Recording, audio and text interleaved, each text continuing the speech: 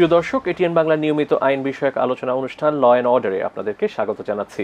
আপনাদের সাথে আছি ব্যারিস্টার এইচ.এম. সঞ্জিদ সিদ্দিকী। আজকে আমাদের আলোচনার বিষয় পিতামাতার ভরণ পোষণ আইন 2013।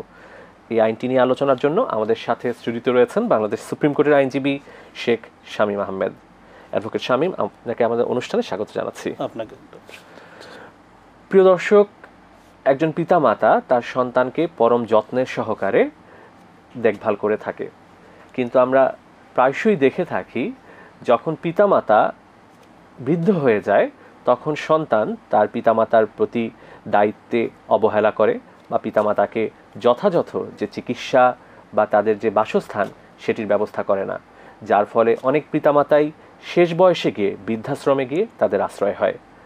আজকে আমরা পিতামাতার ভরণ পোষণ আইনটি নিয়ে আলোচনা করব আমাদের অতিথির সাথে। প্রথমেই আপনার কাছে জানতে চাচ্ছি যে পিতামাতার ভরণ পোষণ আইনটি প্রণয়নের মূল উদ্দেশ্য কি? আসলে বর্তমান সমাজের যে প্রেক্ষাপটে দেখা যাচ্ছে যে আপনার পিতামাতাকে যেভাবে সেবা করা বা তাদেরকে ভরণ পোষণ করা বা দেখভাল করা, এটা আমাদের বর্তমান সমাজের অনেকেই এর থেকে বিচ্যুত হয়ে যাচ্ছে।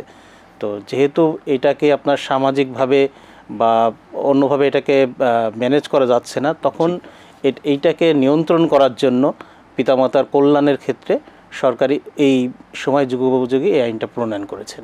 জি, এই আইনে ভরণ পোষণ বলতে কি বলা হয়েছে এবং কে কে ভরণ পোষণ পাওয়ার হকদার এই আইন অনুযায়ী? এই আইনে ভরণ পোষণ বলতে খাদ্য, বস্ত্র, চিকিৎসা, বাসস্থান এবং আরেকটা মজার ব্যাপার হলো এখানে সঙ্গে সঙ্গে সঙ্গ প্রদানের কথা বলা হচ্ছে। যেমন এখানে পিতামাতাকে একটা বয়সে যেমন তাকে সঙ্গ দেওয়া, কথাবার্তা বলা, তারাও চান যে ওনাদের সঙ্গে তার ছেলে মেয়ে একটা কোয়ালিটি টাইম স্পেন্ড করুক। এক্ষেত্রে এখানে সময়ের কথা বলা হয়েছে। তার মানে এইগুলো ভরণ পোষণের ভিতরে আসতেছে। প্লাস এখানে যারা আপনার ভরণ পোষণ পাওয়ার অধিকার হচ্ছে পিতামাতা, পিতামাতার অবর্তমানে পিতার যদি মৃত থাকেন সেই ক্ষেত্রে অবর্তমানে দাদা দাদি, আর মায়ের অবর্তমানে নানা নানিকে এই ভরণ পোষণের ভিতর আসবে। জি, আপনি যেটি বললেন যে পিতামাতার বাসস্থানটি ভরণ পোষণের মধ্যে বলা হয়েছে, বাসস্থানটি কিভাবে সন্তানরা নিশ্চিত করবে পিতামাতাদের, সে বিষয়ে কি আইনে কোনো সুনির্দিষ্ট বিধান রয়েছে? জি, এই আইনে সুস্পষ্টভাবে বলা আছে যে তার সন্তান যে বাসস্থানে থাকবেন ওইখানে তার বাসস্থানের ব্যবস্থা করতে হবে। আর এখানে একাধিক সন্তান যদি থাকেন সেই ক্ষেত্রে যদি এমন হয় যে ওখানে আপনি কোনো কারণে তার অন্য সন্তানও চাচ্ছেন যে তার বাবা মা তার সঙ্গেও কিছু সময় থাকবে, এটা পারস্পরিক আলোচনার মাধ্যমে এখানে হতে পারে। অথবা সেক্ষেত্রে কি পিতা বা মাতাকে আলাদা বাসস্থানে রাখার কি আইনের সুযোগ রয়েছে কিনা, বা আলাদাভাবে রাখার কি কিছু বলা হয়েছে? এখানে আইনে বলা আছে যে ওনারা যদি একসঙ্গে থাকতে হবে, বাট ওনারা যদি সম্মতি প্রদান করেন যে আমি অন্য জায়গাতে থাকতে রাজি আছি সেই ক্ষেত্রে, বাট এই ক্ষেত্রে তাদের সম্মতি ব্যতি রেখে দুজনকে পৃথক কোথাও রাখার কোনো সুযোগ নেই এই আইনে। আর এক্ষেত্রে তাদেরকে কি বৃদ্ধাশ্রমে রাখার কোনো সুযোগ রয়েছে কি না এই আইন অনুযায়ী? এই আইন অনুযায়ী বৃদ্ধাশ্রমে রাখার কোনো সুযোগ নেই, কারণ এখানে বলা হয়েছে তারা যদি স্বেচ্ছায় যেতে চান, স্বেচ্ছার বিষয়টা অন্যরকম, কিন্তু এই আইন অনুযায়ী কোনো পিতামাতাকে যদি কেউ বৃদ্ধাশ্রমে রাখে তাহলে এই ভরণ পোষণ আইনের আওতায় পড়বে না। যদি উনি স্বেচ্ছায় যান সেটা ভিন্ন কথা। বৃদ্ধকালে অবশ্যই একটি যেটি গুরুত্বপূর্ণ একটি ব্যয় হচ্ছে চিকিৎসা ব্যয়। এক্ষেত্রে আমরা অনেক ক্ষেত্রে দেখে থাকি যে যারা সন্তানরা রয়েছেন তারা চিকিৎসার জন্য বাবা মাকে সেই পরিমাণ অর্থ দেয় না বা যথাযথভাবে চিকিৎসা করান না। এক্ষেত্রে পিতামাতা কি এই আইনে তারা কোনো প্রতিকার পেতে পারেন? জি, এই আইনে এখানে চিকিৎসার কথা বলা আছে যে তার সক্ষমতা, এখন একটা সন্তানের যদি সক্ষম হন এবং সক্ষমতা থাকার পরেও যদি উনি চিকিৎসা অবহেলা করেন তাহলে এই আইনে উনি অবশ্যই প্রতিকার পেতে পারেন। জি, আর আপনি যেটি বললেন যে সন্তানকে অবশ্যই সক্ষম হতে হবে, যদি সন্তানের আর্থিক সামর্থ্য না থাকে পিতামাতারকে ভরণ পোষণ প্রদান করার, সেক্ষেত্রে আইনে কি বলা আছে? এখানে আইনে স্পষ্ট বলা আছে যে ভরণ পোষণের জন্য দুইটা বিষয় থাকে, একটা সন্তানের সক্ষমতা, আর্থিক সক্ষমতা, আর একটা বলা হয়েছে তার মানসিক এবং শারীরিক যে সক্ষমতা। অর্থাৎ সক্ষমতা যদি না থাকে তাহলে তাকে এই আইনে বাধ্য করা যাবে না।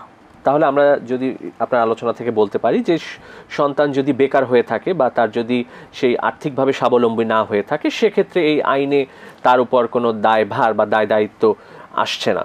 হ্যাঁ, এটাই এখানে আইনে ক্লিয়ার যে যার নিজেরই আর্থিক সামর্থ্য নাই বা সে নিজেই মানসিকভাবে সুস্থ না বা শারীরিকভাবে সুস্থ না, তাহলে এখানে তাকে এই আইনে আমরা কোনোভাবেই তাকে বাধ্য করতে পারছি না ভরণ পোষণ দেওয়ার জন্য। জি, আপনি যেটি আপনি আপনার আলোচনায় শুরুতে বললেন যে ভরণ পোষণের মধ্যে সন্তানের সঙ্গ এটিকে অন্তর্ভুক্ত করা হয়েছে।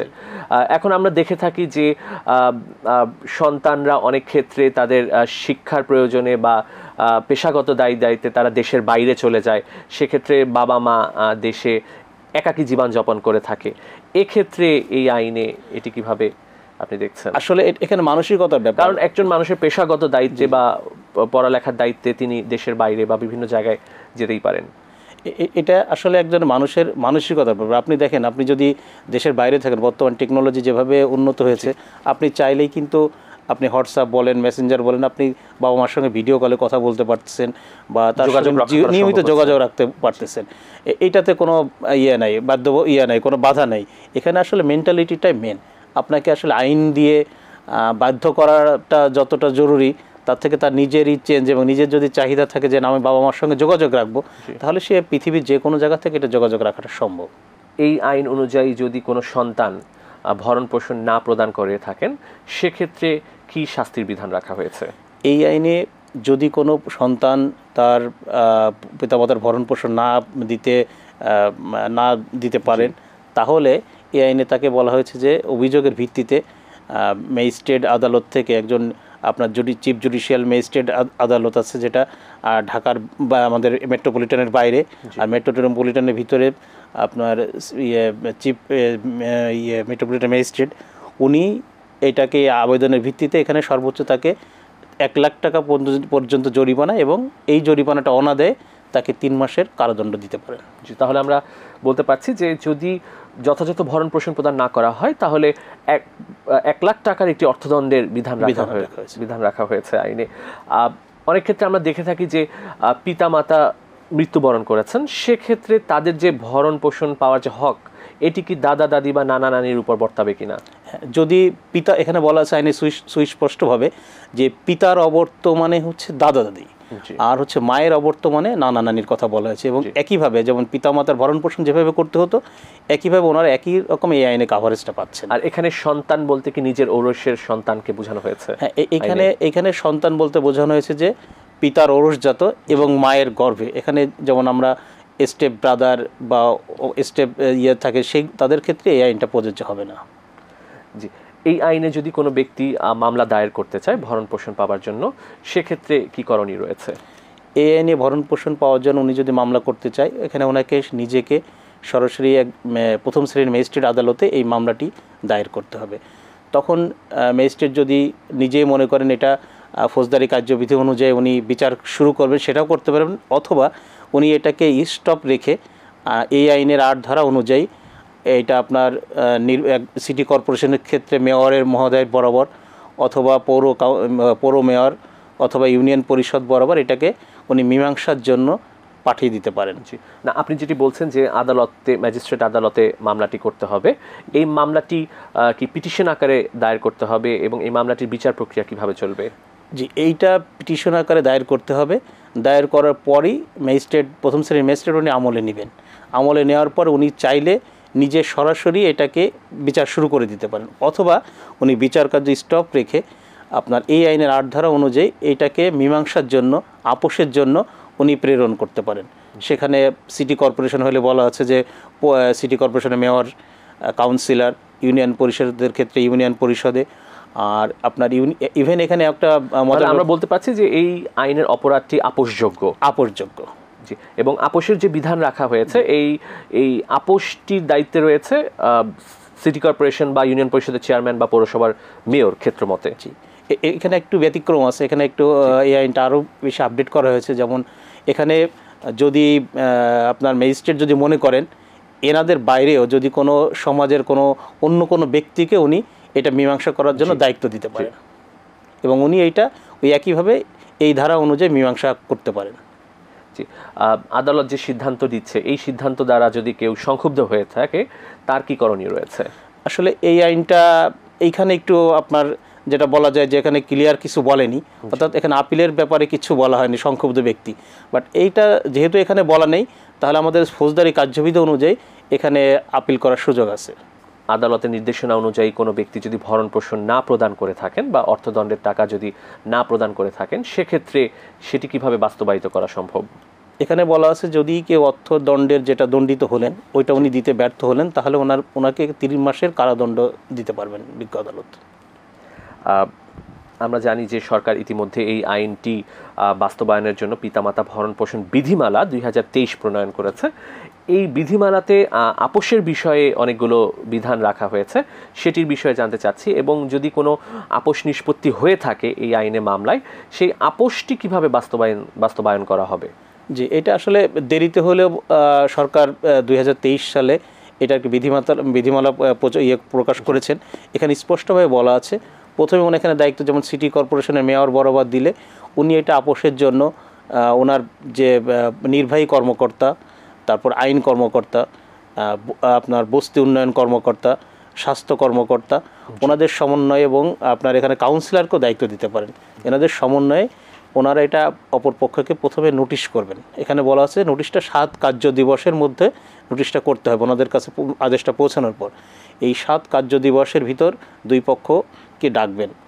আসার পরে এই দুই পক্ষকে ডাকার পর থেকে 30 কার্য দিবসের ভিতর এটাকে মীমাংসা করে কোর্টের কাছে পাঠাতে হবে। যদি কোনো কারণে উনি 30 দিনের ভিতর এই প্রক্রিয়া শেষ না করতে পারেন, তাহলে উনি আরও 15 দিন সময় পাবেন। কিন্তু এখানে আইনে মানে একবারই বলা আছে যে তাকে এটাকে লিখিত আকারে ব্যাখ্যা দিতে হবে যে আমি এই কারণে আমার 15 দিন সময়টা বেশি লেগেছে। উভয় পক্ষকে ডাকার পরে যদি কোনো কারণে অভিযুক্ত যার বিরুদ্ধে অভিযোগটা করা হয়েছে উনি যদি না আসেন, তাহলে ওনাকে এখানে নিকটস্থ থানার মাধ্যমে ওনাকে হাজির করার চেষ্টা করবেন। যদি কোনো কারণে তারপর উনি আসতে ব্যর্থ হন, সেই ক্ষেত্রে ওনার অ্যাবসেন্সেই বিচার চলবে। বিচারের পরে উনি যেটা আপোষ করে যেটা মনে করবেন, যদি উনি এটা একটা আদেশ দিতে উনি একটা ফাইনাল এটাকে সমাধান করতে পারেন, তাহলে এটা আদালতের কাছে লিখিত আকারে জানাবেন। যদি উনি এটা সমাধান না করতে পারেন তাও জানাবেন। সমাধান যদি করতে পারে তাহলে এখানে আদালত ওইটাকেই মেনে ওনার যদি ওই মীমাংসাটাকে ওনার কাছে যদি মনে হয় নির্ভরযোগ্য যৌক্তিক, তাহলে উনি এইটাকে অর্ডার হিসাবে দিয়ে এটাকে নিষ্পত্তি করে দিতে পারেন। আর ইভেন উনি যদি মনে করেন যে না ওনারা যে আপোষটা করেছেন এটা যৌক্তিক হয়নি, তাহলে উনি এইটাকে আবার নতুন করে ফৌজদারি কার্যবিধি অনুযায়ী উনি আবার এটাকে পুরোপুরি যে বিচার প্রক্রিয়াটা শেষ করতে পারেন। এই অপরাধটি যেহেতু একটি ফৌজদারি অপরাধ, এটির জামিনের বিষয়ে আইনে কি বলা হয়েছে? এটা একটি জামিনযোগ্য অপরাধ। এটা জামিনযোগ্য করা হয়েছে এবং প্লাস আপোষযোগ্য এবং এটা আমলযোগ্য। আপনার কাছে যেটি জানতে চাচ্ছি যে পিতামাতার ভরণ পোষণ আইনটি প্রায় 10 বছরের অধিক সময় ধরে এটি প্রচলিত আছে, কিন্তু আইনটির সেভাবে আমরা কার্যকারিতা দেখতে পাচ্ছি না। এমনকি এই আইনে মামলা দায়েরের সংখ্যাও কিন্তু নিতান্তই কম। এটির কারণ কি বলে আপনি মনে করেন? এটির অন্যতম কারণ হচ্ছে আসলে সন্তান যতই কষ্ট দিক, পিতামাতা ওনারা চাচ্ছেন না যে এটাকে আইনের মানে সন্তানের বিরুদ্ধে একটা মামলা দায়ের করে এই ইয়েটা নেওয়ার জন্য, তাদের কাছে ভরণ পোষণটা আদায় করার জন্য। এবং একটা মজার ব্যাপার হচ্ছে যে তারা অনেক কষ্টে থাকতেছেন, কিন্তু কোনোভাবেই আমরা যখন বলছি যে আপনি এই আইনে পাচ্ছেন, সরকার আপনাকে এইখান থেকে ভরণ পোষণের ব্যবস্থা করবে, তারা এটাতে নিরুৎসাহিত হচ্ছেন। এক হচ্ছে যে নিজের সন্তানের বিরুদ্ধে মামলা করা, প্লাস ওনারা এই আইনটা সম্পর্কে আসলে অনেকেরই ক্লিয়ার ধারণা নেই, আইনের প্রচার নাই, যে কারণে মানুষের কাছে এই আইনটা এতটা জনপ্রিয় ওইভাবে হয়নি, বা এই আইনে আসলে মামলার সংখ্যা আমরা তেমন দেখতেই পাই না। যেসব পিতামাতা বৃদ্ধাশ্রমে একাকিত্ব জীবনযাপন করছে, তাদের কি এই আইনে আসার সুযোগ রয়েছে কিনা, বা আপনি আইনজীবী হিসেবে কি বলবেন? জি, অবশ্যই সুযোগ আছে। এখানে আপনার আশ্রমে বা যারা বৃদ্ধাশ্রমে থাকতেছেন, এখানে ওনারা তো অবশ্যই আসতে পারেন সন্তানের বিরুদ্ধে, কারণ বৃদ্ধাশ্রমে থাকাটা ভরণ পোষণের বিষয়টা যেমন আছে, যদি কোনো সন্তান মনে করে যে বৃদ্ধাশ্রমে ফিরে রাখলেই আমি আমার দায়িত্ব শেষ করলাম, এটা না, এখানে আইনে পরিষ্কার ওনারা এই আইনের সুবিধাটা পাবে। পিতামাতার এই ভরণ পোষণ আইনটি, এই আইনটি কি অন্যান্য দেশে প্রচলিত আছে, যেমন আমাদের পার্শ্ববর্তী ভারত বা উন্নত দেশগুলোতে কি এই ধরনের কোনো আইন বিদ্যমান রয়েছে? জি জি, এই আইনটি আসলে আপনার আরও কয়েকটা দেশে প্রচলিত আছে পৃথিবীর, যেমন আপনার সিঙ্গাপুরে ওরা 1995 সালে এই আইনটা তারা প্রচলন করে, এবং আমাদের চীনে আপনার 2013 সাল থেকে এই আইনটা প্রচলন শুরু হয়েছে, এবং ইভেন আরও কিছু কিছু দেশে এই আইনের আপনার প্রচলন বর্তমানে দেখা গেছে। বর্তমানে সামাজিক অবক্ষার যে অবস্থা, এই কারণে এই আইনটি অন্যান্য দেশে দেখা যাচ্ছে। বাট আমার কাছে মনে হচ্ছে যে এটা দুঃখজনক যে আইন করে, মানে আমাদের রাষ্ট্রীয়ভাবে একটা আইন করে পিতামাতার ভরণ পোষণের বিষয়গুলো এখানে মানে ফোর্স করে করতে হচ্ছে। বাট আমাদের ধর্মে বলেন, এক্ষেত্রে আমি একটু যুক্ত করতে চাচ্ছি যে এক্ষেত্রে আমরা উন্নত দেশগুলোতে যেটি দেখি যে মানুষ বৃদ্ধ হয়ে গেলে একটি ভাতা পেয়ে থাকে সরকারের কাছ থেকে, সেই ধরনের ভাতা কি আমাদের দেশে বৃদ্ধদের জন্য ভাতা রয়েছে ইতিমধ্যে, এটিকে কি নিশ্চিত করা যেতে পারে কিনা এই ধরনের আইন না রেখে? জি, এটা একটা ভালো আপনি কোশ্চেন করছেন, যেটা হচ্ছে হ্যাঁ, আমাদের দেশে যেমন সামাজিক নিরাপত্তা বেষ্টনীতে সরকার কিছু করছে, বাট এটা পর্যাপ্ত না। এটা যদি ব্যাপকভাবে বাড়ানো যায় এবং আপনার সেইভাবে করতে পারলে অবশ্যই এই আইনটার আর প্রয়োজন হবে না, বাংলাদেশে বৃদ্ধাশ্রম থাকবে না। এবং এটা সরকারের ব্যাপকভাবে আপনার অর্থায়ন করতে পারলে, বয়স্ক ভাতাটাকে আরও বেশি বৃদ্ধি করে সময় উপযোগী করতে পারলে এটা সম্ভব। যারা শয্যাশায়ী, যেসব পিতামাতা বা যারা অসুস্থ, তারা এই আইনের অধীনে কিভাবে মামলা দায়ের করতে পারবেন? আসলে এই আইনে এই বিষয়টাকে একটু ওভারলুক করে যাওয়া হয়েছে। এখানে ম্যাক্সিমাম কিন্তু পিতামাতা অসুস্থ থাকেন বা শয্যাশায়ী থাকেন, তাদেরকে আদালতে উপস্থিত হবার মতো তাদের অবস্থা থাকে না অনেক ক্ষেত্রে।